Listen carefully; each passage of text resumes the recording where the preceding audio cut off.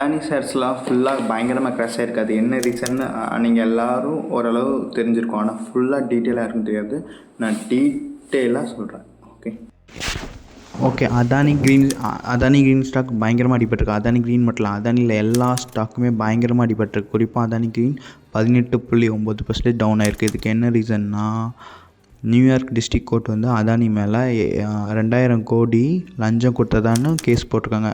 அதே மாதிரி எஸ்இசி அவங்களும் கேஸ் போட்டிருக்காங்க. எஸ்இசினா இந்தியாவில் செபி மாதிரி அங்கே யூஎஸில் வந்து எஸ்இசி அவங்களும் கேஸ் ஃபைல் பண்ணிட்டாங்க.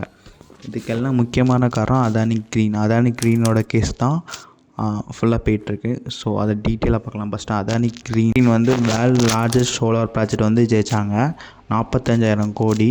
ஸோ அவங்களோட வேலை பேனலை உருவாக்கி அங்கே தயாரித்து அதை வந்து எஸ்சிசிஐக்கு செல் பண்ணுவாங்க. எஸ்சிசிஐ வந்து ஸ்டேட்டுக்கு வந்து விற்பாங்க. ஓகே, ஸ்டேட்டுக்கு அனுப்புவாங்க.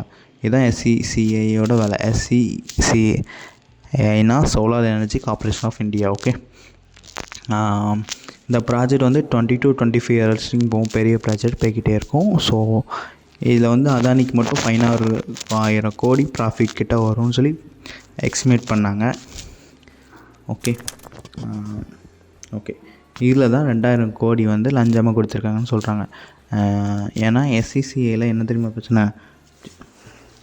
பவர் டிஸ்ட்ரிபியூஷன் எல்லாமே கொஞ்சம் லாஸில் தான் இருக்குது. எக்ஸாம்பிள் ஆந்திர பிரதேஷ் கூட 1.2 lakh crore லாஸில் தான் இருக்குது அந்த கம்பெனி, பவர் டிஸ்ட்ரிபியூஷன் எஸ்சிஐ.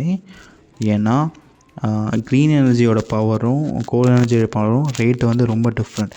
ஏன்னா க்ரீன் எனர்ஜியோட பவரோட ரேட் வந்து அதிகம். ஸோ அவங்க வந்து மறுபடியும் இவ்வளோ லாஸில் இருக்காங்க, மறுபடியும் க்ரீன் எனர்ஜி பவர் வாங்கி மறுபடியும் லாஸ் ஆகிடுவாங்க. ஸோ இதனால நீங்கள் லஞ்சமாக தான் வாங்கியிருக்கேன்னு சொல்லி அவங்க அலகேஷன் பண்ணுறாங்க. குறிப்பாக ஆந்திர பிரதேஷ்னா 600 கோடி லஞ்சம்னு சொல்கிறாங்க. 600 கோடி லஞ்சம் கொடுத்துருக்காங்க, எல்லாரோடையும் மீட் பண்ணியிருக்காங்கன்னு சொல்லி. அடுத்து ஜார்க்கண்ட், ஒடிசா, தமிழ்நாடு, ஜம்மு காஷ்மீர், இந்த 5 ஸ்டேட் மொத்தமாக சொல்லியிருக்காங்க. பார்ப்போம் என்ன நடக்குன்னு. ஆனால் இதில் ஏன் தெரியுமா யூஎஸ் வந்து தலையிட்ருக்காங்கன்னா, அந்த லஞ்சமாக கொடுத்தாங்களா அந்த 2000 கோடி, அதில் ஒன் ஆஃப் த பார்ட் வந்து யூஎஸ் இன்வெஸ்டருக்குள்ளே தான். ஏன்னா அவங்க பாண்ட் போட்டு வாங்கியிருக்காங்க, அந்த ஒரு அமௌண்ட்டு தான். இன்னொன்று கூட கனடா இன்வெஸ்டர் ஒரு பேர் கூட சொல்லியிருக்காங்க. பட் மேக்ஸிமம் ஒரு பார்ட் வந்து யூஎஸ் இன்வெஸ்டர் தான். ஸோ அதனால ஃபாரின் கரப்ட் ஆக்ட்டு இன் 1977 மாதிரி 1977 அதை எனேபிள் பண்ணி அவங்க மேலே கேஸ் போடலாம்னு சொல்லி கேஸ் போட்டிருக்காங்க. எனக்கு தெரிஞ்சு இந்த கேஸ் ரொம்ப ஸ்ட்ராங் இல்லைன்னு தோணுது.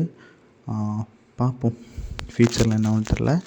ஃப்யூச்சரில் வேறு டீட்டெயிலாக வந்தால் நான் கண்டிப்பாக சொல்கிறேன். தேங்க்யூ ஃபார் வாட்சிங். வீடியோ சப்ஸ்கிரைப் பண்ணிடுங்க. தேங்க்யூ.